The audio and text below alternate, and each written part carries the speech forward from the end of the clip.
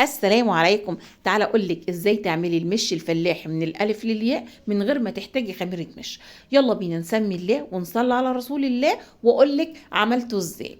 طبعا اليومين دول موسم تخزين السمنه، معظمنا بيجيب الزبده ويسيحها. طيب المرطه اللي هتطلع بعد ما بنسيح الزبده هنعمل فيها ايه؟ طبعا مش هناكلها عشان ما نتخنش، هنعمل بيها احلى مش فلاحي. الكميه اللي انتوا شايفينها دي طالعه من 5 كيلو زبده، يعني سيحت 5 كيلو زبده ده اللي طالع منها.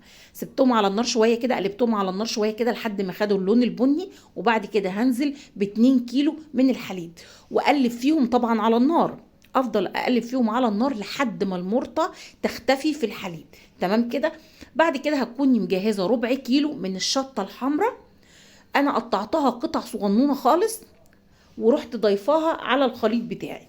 لو انت عايزه تحطي شطه بودر تمام مفيش مشكله. ونقلب بقى كويس، طبعا كل الكلام ده على النار. بعد كده هتحطي نص كوبايه من الملح، ويفضل طبعا يكون ملح خشن. نص كوبايه من الملح، والافضل زي ما قلت لك ملح خشن. طيب المكون اللي هيخلي لك المش زي العسل ويلف معاكي هو العسل الاسمر. هتحطي ربع كوبايه من العسل الاسمر على النار وتسيبيه لحد ما يغلي. بعد ما يغلي خلاص تركني بقى المش ده، تعبيه في برطمان وتركنيه حوالي 15 يوم. لحد هنا الفيديو بتاعي خلص، ده الجزء الاول. انتظروني بقى في جزء تاني هقول لك بعد كده هنعمل ايه. والسلام عليكم.